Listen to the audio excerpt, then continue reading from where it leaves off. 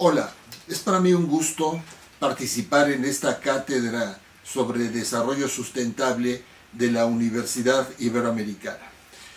Quiero agradecer en primer término a la universidad esta gentil invitación, así como al ingeniero Nicolás Mariscal por su promoción y coordinación de esta cátedra sobre desarrollo sustentable. Y es particularmente para mí un gusto y un honor presentar a mi muy querido y admirado amigo, el doctor José Sarucán Kermés, con la presentación que va a hacer sobre el ABC para el desarrollo sustentable de México: agua, biodiversidad y clima. En primer término, quiero decir que el doctor José Sarucán es uno de los científicos latinoamericanos más distinguidos en materia ecológica y de conocimiento y cuidado de la biodiversidad. El doctor José Sarucán Kermés es biólogo egresado de la UNAM, tiene una maestría en ciencias agrícolas en Chapingo y tiene el doctorado en ecología de la Universidad de Gales en el Reino Unido. El doctor Sarucán fue rector de la Universidad Nacional Autónoma de México de 1989 a 1996. Es también el director fundador de la Comisión Nacional para la Biodiversidad, la CONABIO, y fue su coordinador durante más de 20 años y es miembro del Colegio Nacional. Este estudio que nos va a compartir el doctor José Sarucán lo elaboró él con un conjunto de académicos del Colegio Nacional y de otras instituciones de investigación y de educación superior. Sin más, cedo la palabra al doctor José Sarucán, agradeciéndole su generosidad y su disposición para compartir este estudio con nosotros. Quiero agradecer la oportunidad de intervenir en este ciclo de sustentabilidad de la Universidad Iberoamericana, en la que he tenido el gusto de ir a dar un buen número de conferencias para hablarles de poco cómo está el planeta, qué ha pasado con el planeta, con la vida de esta especie llamada Homo sapiens, que es una especie particularmente interesante y que ha hecho cosas muy adecuadas y muy buenas y muy útiles y benéficas, pero también ha producido daños muy serios y muy dolorosos que han afectado fundamentalmente a la gente más humilde, más alejada de las posibilidades de tener recursos y que de alguna manera ha exacerbado los problemas de desigualdad social, económica en el planeta. La primera cosa que voy a hablar es un documento que se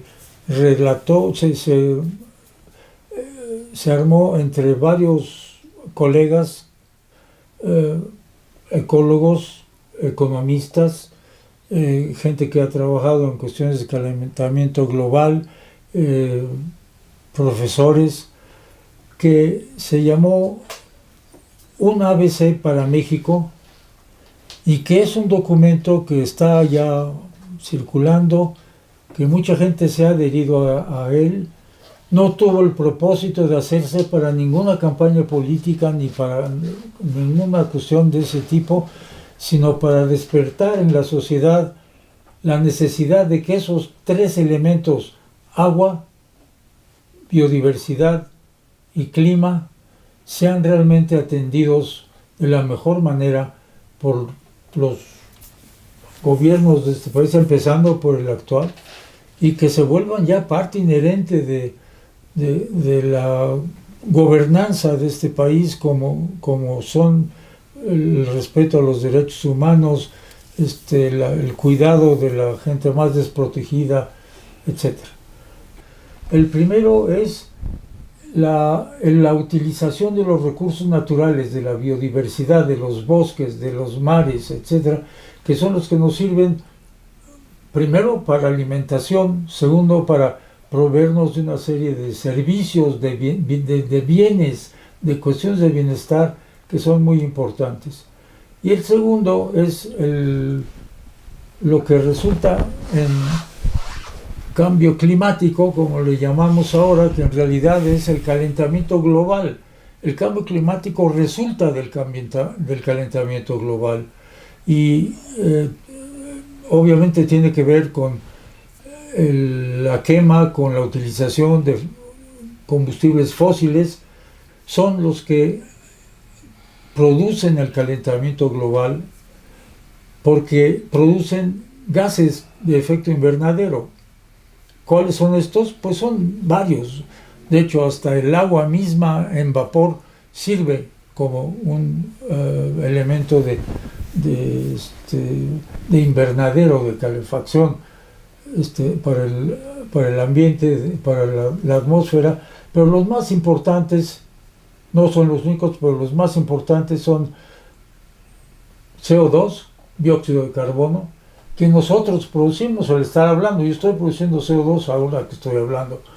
Y porque todos los organismos que funcionan, que viven, exhalamos CO2, otros exhalan otras cosas, me voy a referir a eso.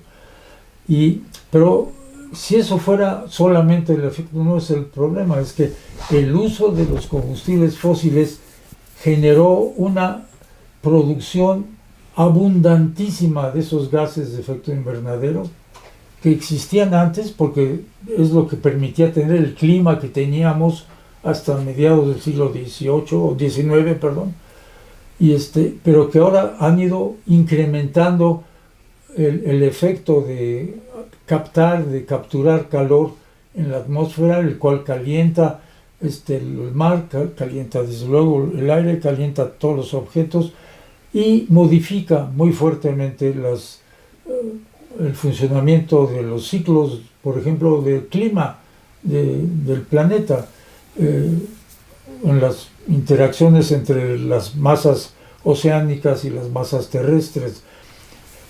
El documento al que me referí y en el que voy a entrar a comentar se llama un APC para México. Y son las siglas, es simplemente la facilidad de mantener en la mente estos elementos.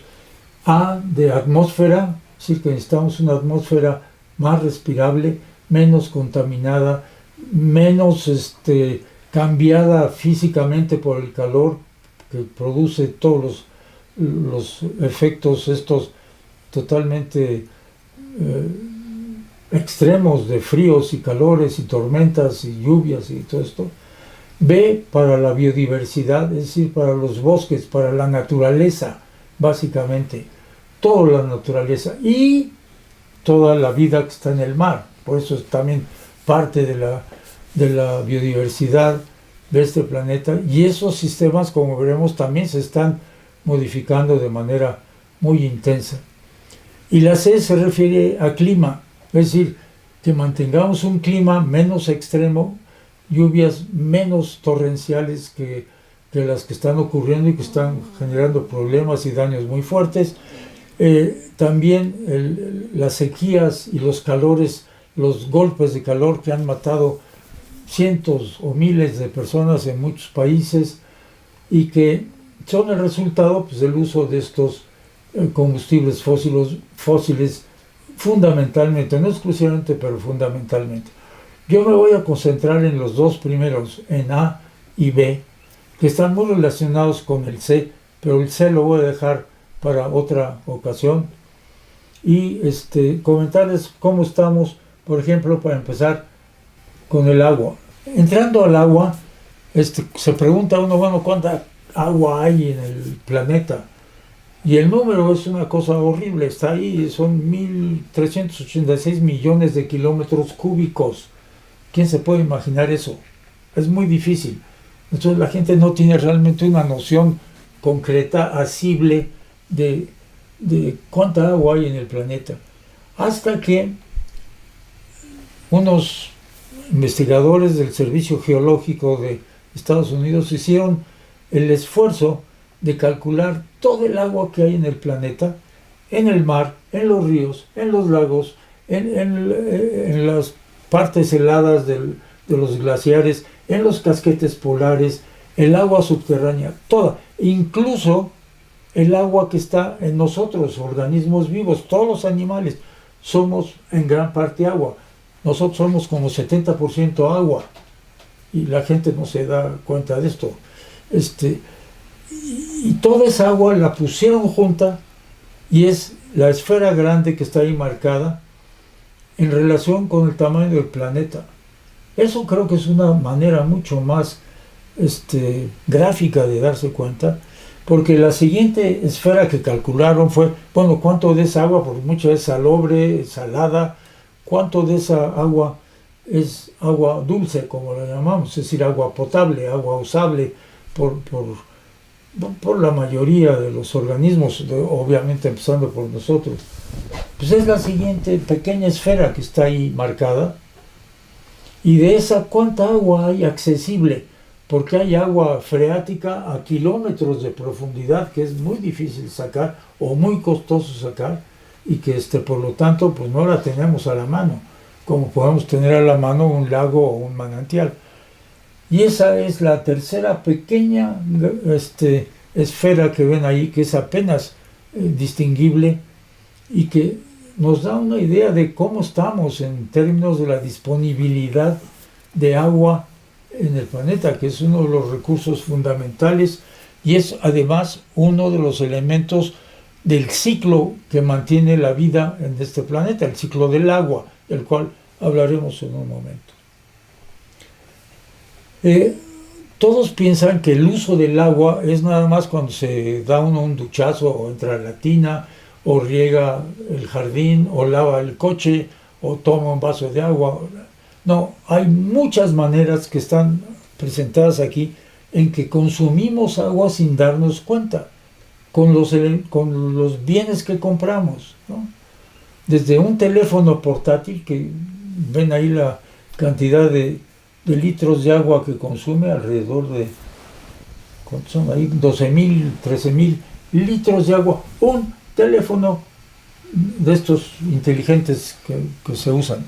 ¿Cuántos de esos se tiran al año de hacer uso? Es decir, eso es agua que se pierde, porque eso ya no se puede convertir en otra cosa. Y lo mismo con un par de zapatos, un auto, una camisa, un t-shirt, por ejemplo, que son 2.000 y pico de litros por unidad de producto. No nos damos cuenta de eso. Y acabo de encontrar otra cosa de este tipo, que generar en el chat GPT de inteligencia artificial un mapa consume entre medio y 1 litro de agua. ¿Quién se va a imaginar que producir un mapa por esa manera no se necesita, porque es la energía que se usa para hacer todos los cálculos y enfriar las computadoras que producen la información? Cosas que no teníamos en la cabeza, ¿no? Básicamente. Los que tengan interés, quizá algunos de ustedes ya lo han hecho, pueden calcular su huella hídrica, es decir, la huella ambiental, como se usa la huella de carbono, en este caso la huella hídrica, hacer su cálculo y decir, ay caray, estoy gastando muchísima agua en estas cosas que no me había dado cuenta, o no, lo estoy haciendo bien y voy a seguir haciéndolo bien. Bueno, para seguir con el agua es uno de los ciclos que permiten la vida en la vida, como es el ciclo del oxígeno, como es el ciclo de la energía, como son varios ciclos que están aquí, que han existido desde que el planeta tiene vida. Y ese ciclo del agua se inicia en un lugar, que es la parte alta de las cuencas hidrológicas, ¿sí? En la ceja de la montaña, en donde el agua que nos llega es depositada, la vegetación permite que no golpetee el suelo, sino que se infiltre poco a poco por el suelo a los manantiales, a los ríos, etc., y que no erosione tampoco el suelo ni erosione la vegetación. Esto es una cuestión realmente muy importante y aquí hay un esquema un poco burdo, pero no he podido hacer uno mejor, en el que hay una cuenca, pueden ver ahí, está en la parte alta, las montañas que reciben el impacto de la lluvia, luego la escorrentía que hay, que forman ríos, lagos, muchos ríos van a acabar en el mar, o los lagos a veces percolan y llevan el agua a yacimientos subterráneos de agua que está geológicamente disponible, etc. Y ese es el ciclo. El agua se evapora del mar y de los lagos y demás, vuelve a caer en la parte alta de la montaña, vuelve a bajar. Y este es un ciclo que si no movemos las cosas se mantiene para siempre. Pero cuando afectamos esa parte alta que está marcada ahí, que son las cejas de las cuencas, pues lo que pasa es que derruimos el problema y si derruimos eso, acabamos con todo lo que está abajo. Se daña en más o menos tiempo, hay una erosión muy fuerte de los suelos, se acaba el agua disponible en los yacimientos, en los lagos, en los manantiales, y tenemos un problema. De manera que realmente la clave para poder tener agua permanentemente en un país o en una región es el mantenimiento de esas cuencas adecuadamente. Y esto me lleva a hablarles de por qué los ecosistemas tenemos que conservarlos, son absolutamente cruciales y porque nos dan servicios, tenemos beneficios enormes de estos ecosistemas, que son los bosques, las selvas, los manglares, etc. ¿Y qué ha pasado a escala global con esos ecosistemas? Este mapa que ven ustedes es lo que se calcula con bastante precisión de cuáles eran las zonas del planeta cubiertas por bosques bien conservados, todo lo que está en verde. Y esto es lo que hay actualmente, que es realmente una pequeñísima proporción de lo que había en el pasado. Y todo ha sido fundamentalmente para la producción de alimentos, que obviamente no han resuelto el problema de la alimentación, pero sí han dañado profundamente la capacidad de retención de agua y de suelos y demás. En el caso de México, estas son las selvas que había por allí de 1800, hace unos 200 y pico de años, y son todas las selvas, desde las selvas húmedas de Bonampak y de Chiapas y de Tabasco, hasta las selvas secas de la costa del Pacífico. Y esto es lo que hay ahora de selvas en México.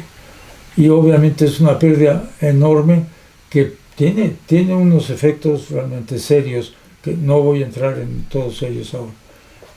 Nuestra fuente más importante de agua en México son los ciclones. Estamos en una posición que es un sitio muy expuesto a los ciclones del Pacífico y del Golfo, y que obviamente chocan contra las montañas muy numerosas de México y ahí dejan el agua. Por eso en esas partes altas es crucial que se conserve la vegetación como debe estar. Si no hay vegetación, esto es lo que pasa en un ciclón que llegó a Chiapas, en Motocintla, y pueden ver todo el arrastre de suelo y de materiales y de agua que se va al mar en unos minutos o en unas horas, y hasta acabar en una situación como esta que tenemos en la Mixteca oaxaqueña, en donde lo que ya queda es la roca madre expuesta, en donde ya no se puede hacer prácticamente nada.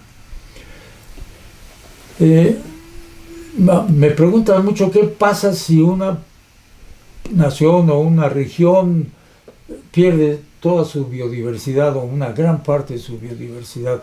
Para saber qué puede pasar cuando un país o una región muy grande pierde mucha parte de su biodiversidad, si no toda, Habría que hacerlo experimentalmente, tener una región que tuviera el mismo clima, los mismos suelos, las mismas condiciones atmosféricas, todo igual, y a la mitad quitarle la diversidad biológica, talar toda la vegetación, y al otro dejárselo con gente, ambos. Bueno, eso no se puede hacer, pero ya se hizo históricamente.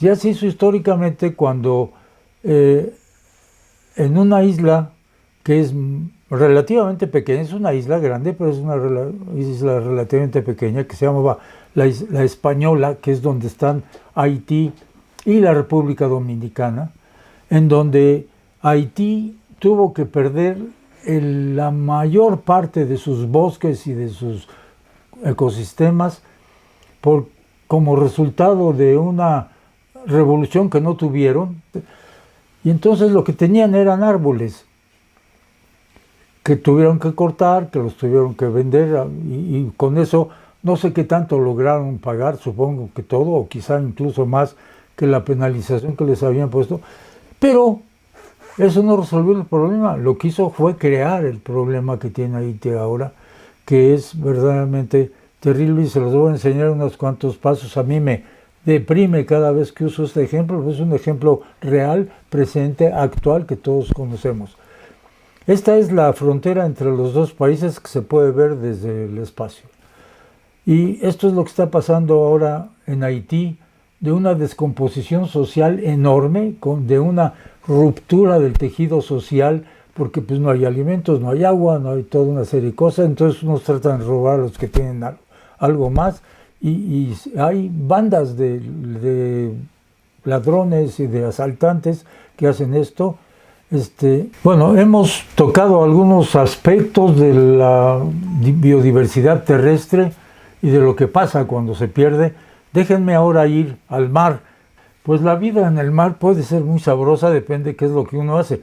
Pero si uno es un organismo marino, la vida empieza a ser menos sabrosa. ¿Cómo están nuestros océanos? Básicamente de todo el planeta. Bueno, pues hay cambios muy importantes. El deshielo por el calentamiento global está deshaciendo los casquetes polares a una velocidad enorme. Esa es agua dulce que va a dar al mar. El mar es salado. Entonces ahí hay una serie de cambios, no nada más químicos, en que el agua se diluye un poco, sino también físicos. El movimiento físico del agua marina salada es de un tipo y el del agua dulce es de otro tipo. Entonces las corrientes marinas empiezan a trastocarse de manera muy importante. El otro punto es la enorme invasión de material plástico en los océanos. Ahorita se calcula que la biomasa, es decir, el peso de todos los organismos, peces, pulpos, tiburones, conchas, almejas, todas puestas juntas, es menor que el peso del plástico que está flotando en los océanos.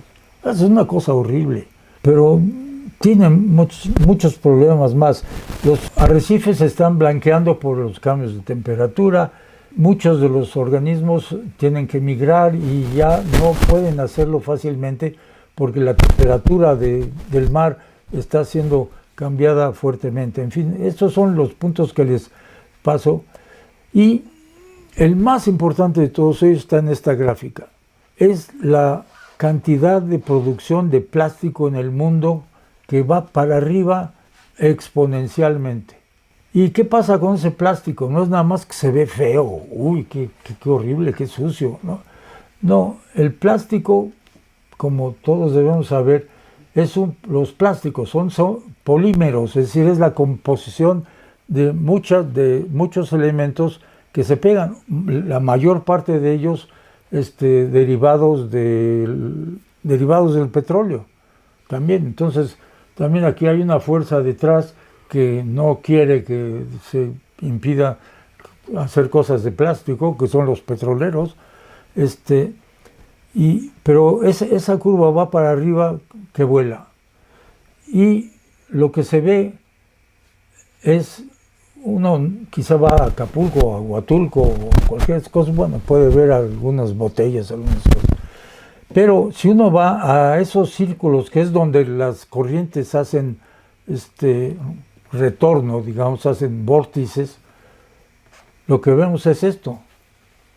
Son extensiones gigantescas de material plástico que está ahí flotando y que está en un proceso de descomposición variable, algunas cosas muy recientemente llegadas, otras que tardan más tiempo, y lo que está pasando es que el plástico, una botella de plástico no desaparece, se desintegra. ¿Qué quiero decir por esto? Es decir, el polímero se abre y quedan las moléculas flotando como plástico. Eso no hay manera que sepamos que se puede deshacer o desaparecer. Y ese microplástico es el que está realmente produciendo problemas que vamos a ver un momento más.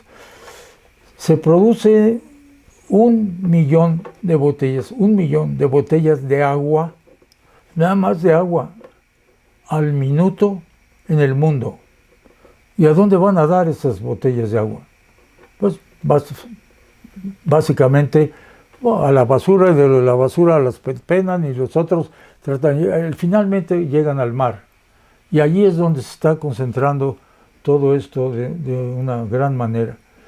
Si quieren una comparación, esa montañita, porque está comparada con la altura de la Torre Eiffel, es lo que se produce en un mes de botellas de plástico que se están botando al ambiente.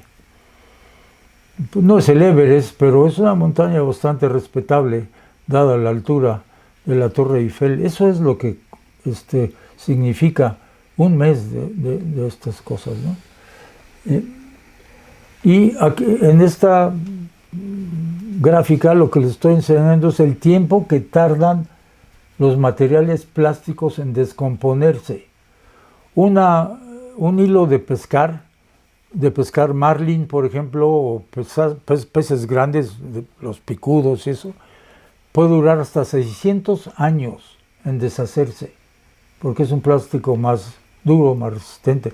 Pero una botella de plástico, simplemente pueden ver ahí, son 450 millones de años, nada más calculen la cantidad de material plástico solamente de botellas de agua que puede haber. Esto es realmente, para mí, en mi opinión, un problema muy serio.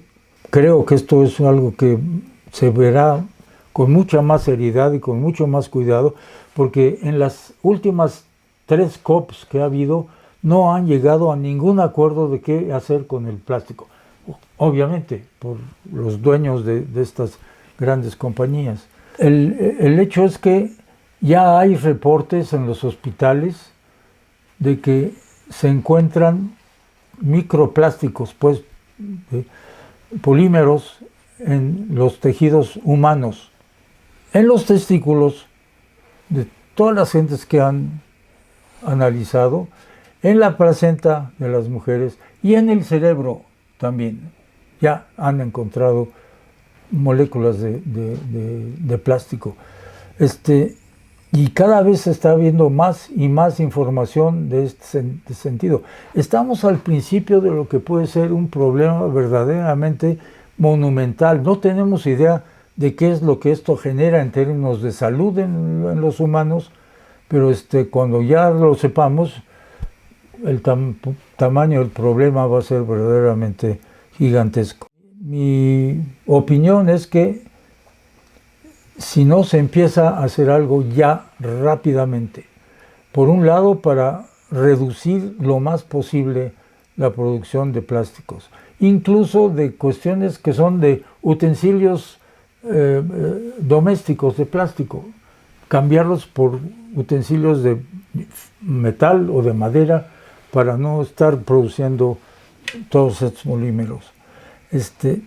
Y que ya hay que empezar a ver los efectos de salud, porque esto puede ser algo mucho peor que la pandemia, sin duda, ¿no? Ahora, ¿Se pueden arreglar estos problemas en el clima, en la pérdida de diversidad, en la pérdida de recursos? Y mi respuesta es sí, pero teniendo información. No se puede hacer milagrosamente y se puede hacer con mucho éxito. Y el ejemplo más exitoso que les puedo dar es uno que atañe a México. El agujero de ozono, del cual probablemente los más jóvenes que vean esto no han oído mucho, cuando se generó por allá de los 50 del siglo pasado, y fue que el ozono estratosférico que hay, que siempre lo ha habido, que servía de filtro para los rayos ultravioleta, y los rayos ultravioleta son los que causan cáncer en la piel y cáncer en muchos otros organismos, empezó a perderse ese agujero de ozono, se empezó a deshacer, como si lo estuvieran fumigando, ¿no? Y no se sabía qué fue hasta que, afortunadamente, y esto yo creo que debe ser algo de lo que debemos sentirnos muy orgullosos, un mexicano, Mario Molina, que estudiaba química atmosférica, encontró que lo que producía la pérdida del ozono en esas zonas eran un gas, los clorofluorocarbonos, que se usaba desde el gas que se usa para los aires acondicionados, para los refrigeradores, para los congeladores y hasta para los cosas estas que se echaba uno como desodorantes o para la piel. Eso se hacía con CFCs. Descubrieron esto el grupo de Mario, y como esto ocurrió en el norte, y en el norte están todos los países más ricos, y en el norte están la mayor parte de las industrias, y tienen dinero, y tienen manera de cambiar las cosas, se pusieron de acuerdo en sustituir los clorofluorocarbonos por otro elemento que no tuviera ese efecto. Y es lo que pasó. Y en unos años ya vamos realmente con una gran reducción del agujero de ozono en el polo norte y en el polo sur, que es menos fuerte, para bien de la población humana, y en el 60 más o menos, por ahí se habrá cerrado prácticamente esto. Sí se puede. Mario Molina lo pudo hacer porque tuvo la ciencia necesaria en las manos para hacer los estudios y para llegar a esa conclusión. Si tenemos la información y esa información se aplica a la resolución del problema, lo podemos hacer.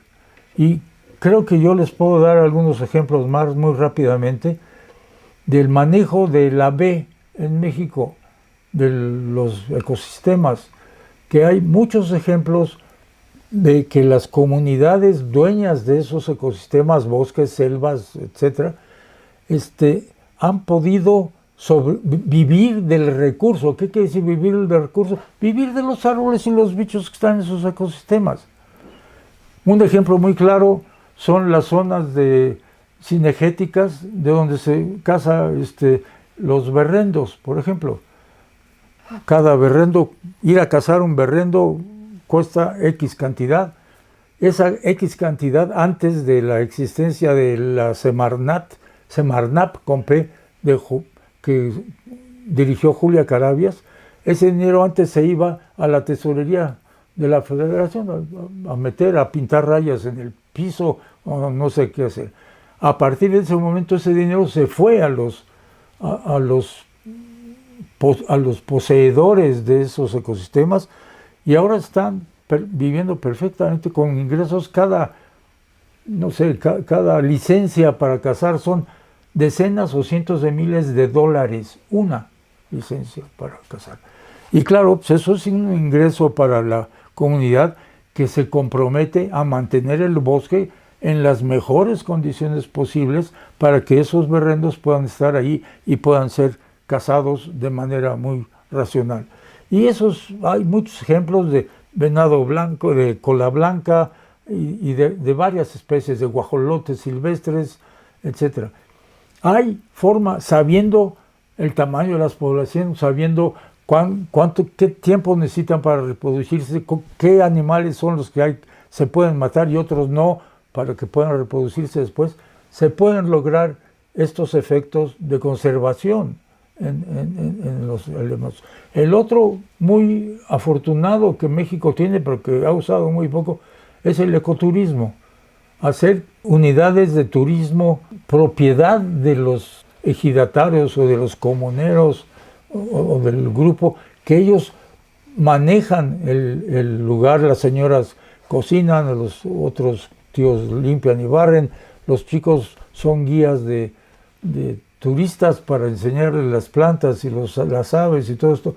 Y esto mantiene a la comunidad y mantiene al ecosistema en el cual están viviendo.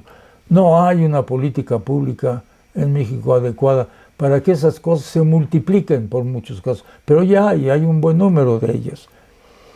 Los que tengan interés de ver cuántos casos de estos hay, ahí está la liga de esta obra que se llama 100 casos de éxito en el manejo sustentable del patrimonio natural de México. Lo pueden bajar de Conavio, no cuesta nada, si lo bajan, nada más lo imprimen, y tienen 100 casos contados por la gente que hizo esto, no por gente que fue a tomar notas y algún reportero, no. La gente que lo hizo narra cómo lo hicieron y los resultados que están teniendo. Este es un libro realmente muy interesante para que lo puedan consultar. Y con eso termino. Les agradezco mucho la atención y la paciencia de haber oído esto. Les estoy dando unos brochazos muy rápidos de un tema complicadísimo, pero que le podemos encontrar el hilo y revertirlo. Y la forma de encontrar el libro es con investigación científica bien llevada, con instituciones sólidas que generan ese conocimiento.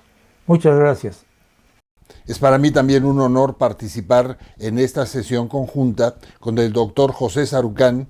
Voy a hablar de algunos de los riesgos globales que están afectando en este momento a la humanidad y que tienen graves repercusiones sobre el planeta, nuestra casa común. Estamos viviendo una profunda crisis civilizatoria. Por una parte, un acelerado proceso de destrucción de la naturaleza. Hemos rebasado 6 de los 9 límites naturales del planeta, que son las condiciones necesarias para la vida humana en la Tierra.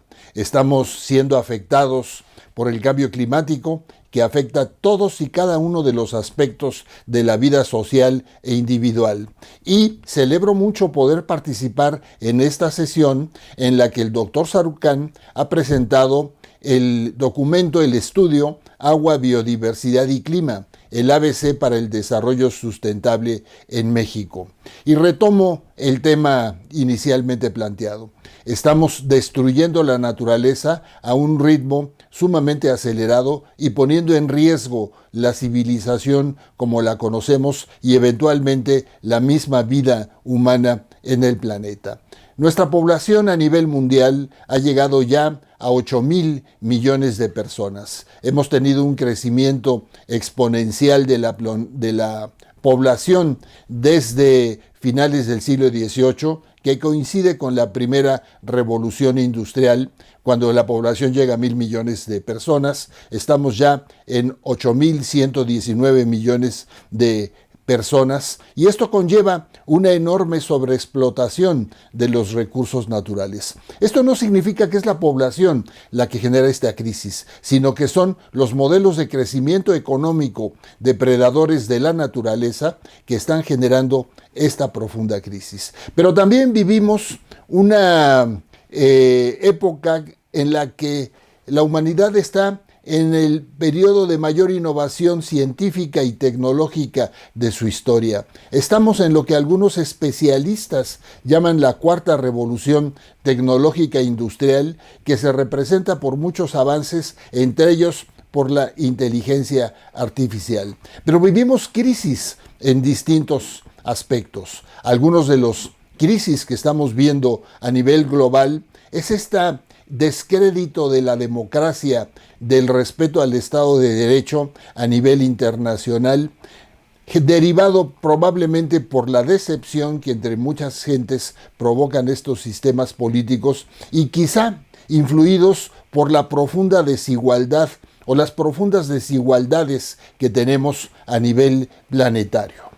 En este mundo contemporáneo tenemos algunas de las paradojas más importantes. Por un lado, un enorme progreso y bienestar. Con poco más de 8,000 millones de personas en el mundo, nunca antes tanta gente había salido de la pobreza, pero ese es el caso de algunas regiones en el mundo solamente. Es el caso de los países del Asia-Pacífico. Pero en paralelo tenemos un enorme rezago de casi la mitad de la población, de casi 4,000 millones de personas en diversas partes en el mundo. Estamos viendo esta coexistencia entre modernidad, con este gran avance científico y tecnológico, y tradición. Pero muchas de estas tradiciones son de carácter medieval y son violentas. En suma, por un lado tenemos un enorme progreso material y por otro lado todavía un enorme rezago social en el mundo. Si vemos un poco el aspecto demográfico y vemos, siguiendo un cuadro que copié de un libro de Harari, ¿no?, el universo podría tener 13.700 millones de años de antigüedad, el planeta Tierra 4.500, el Homo sapiens probablemente 200.000 años de antigüedad, los asentamientos humanos 12.000 años, 10 o 12.000 años. Se calcula que en la época de Jesucristo, la población mundial probablemente llegaba a 200 millones de personas en todo el planeta. A finales del siglo XVIII, la población llega a 1.000 millones de gentes, en la época en la que Thomas Robert Malthus escribe su célebre ensayo sobre la población. A finales del siglo XIX llegamos a 2.000 millones de personas y actualmente somos poco más de 8,000 millones de personas con un escenario intermedio de casi 10,000 millones para 2050. Si vemos un esquema de la población en términos generales, la población mundial ya no va a crecer tanto porque la tasa general de fecundidad, la tasa global de fecundidad, está abajo del nivel de reemplazo en casi todo el mundo. En 2025 la población mundial es de 8.120 millones de personas, en 2050 será de 9.709 millones de personas y en 2100 de 10.349. Pero la población se concentra sobre todo en Asia. En Asia hay en este momento 4.785 millones de personas, alrededor del 56% de la población mundial. Y si sumamos la población de África, entre la población de Asia y África es el 76% ya de la población mundial. Si vemos la población de Europa, en 2050 la población de Europa va a ser el 5% de la población mundial y así vamos viendo estas características de la población. Y esto viene aunado a una profunda crisis ecológica.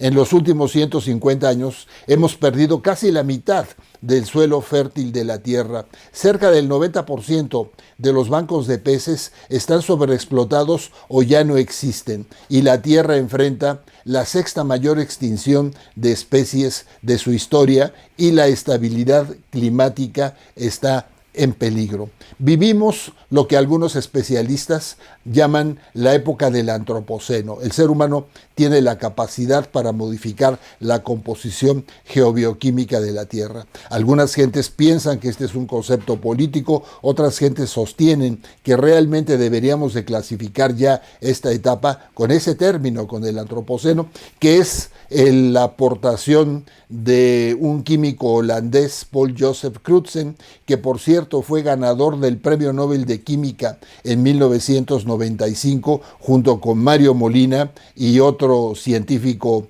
Frank Sherwood Rowland, en donde se habló, como ya lo explicó el doctor Sarucán, de sus aportaciones en el estudio de la formación y descomposición del ozono atmosférico. Los 9 límites planetarios de los que habla Johan Rockström y Bill Steffen, ya fallecido, del Instituto de Estudio del Clima de Potsdam, son el cambio climático, la pérdida de la biodiversidad y la extinción masiva de especies, el agotamiento del ozono estratosférico, la contaminación química y la liberación de nuevas entidades, la acidificación de los océanos, el cambio del sistema del uso del suelo, el consumo de agua dulce y el ciclo hidrológico global, ya también magistralmente tratado por el doctor Sarucán, y los flujos de nitrógeno y fósforo hacia la biosfera y los océanos. El cambio climático nos da cada vez ciclones y huracanes y lluvias torrenciales con mayor intensidad, y por otro lado, sequías e incendios forestales extremos, y afecta sobre todo a los sectores, a los países más pobres y a los sectores más pobres. Aquí algunas de las indicadores que dejo para el uso de la audiencia, de las concentraciones de CO2, del aumento en el nivel del mar, del deshielo marino en el Ártico y en el Antártico, y del retroceso de los glaciares. Pero esto también es un reflejo de la desigualdad que vemos en todos los órdenes.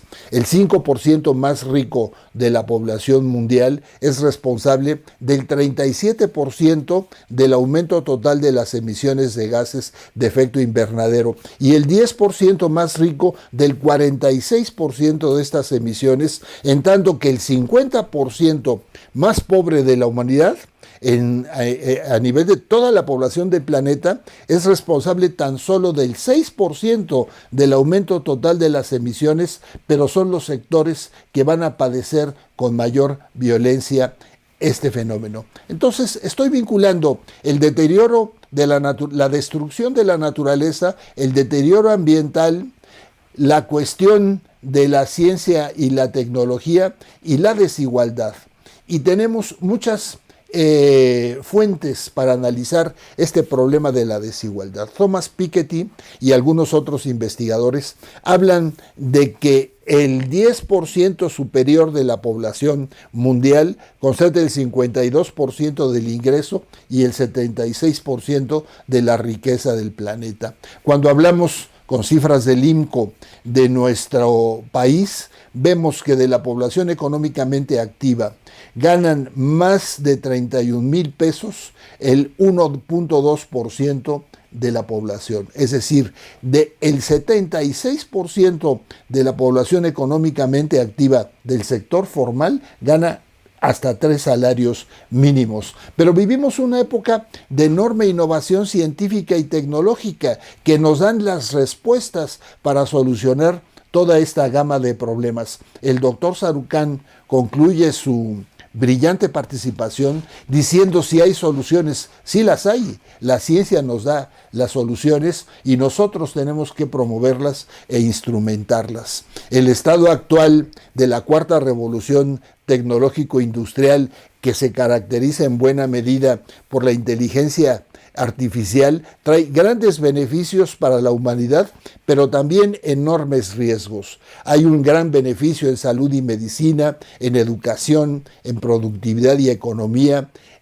Lo podemos usar para la sustentabilidad y el medio ambiente, pero hay también desafíos y riesgos como el desplazamiento laboral, la pérdida de la privacidad y la vigilancia, la seguridad y la autonomía de los sistemas, los sesgos y discriminación algorítmica, la desinformación y la manipulación, y el mal uso que se puede hacer desde el poder por parte de sistemas autoritarios para dominar a la población a través de estos instrumentos. Vivimos un tercer aspecto de esta crisis civilizatoria, que es la crisis de la democracia en el panorama internacional debido a una gran insatisfacción de muchísimas gentes, probablemente derivada de las desigualdades y probablemente también derivada de las manipulaciones de las redes y de todos estos nuevos instrumentos de la digitalización.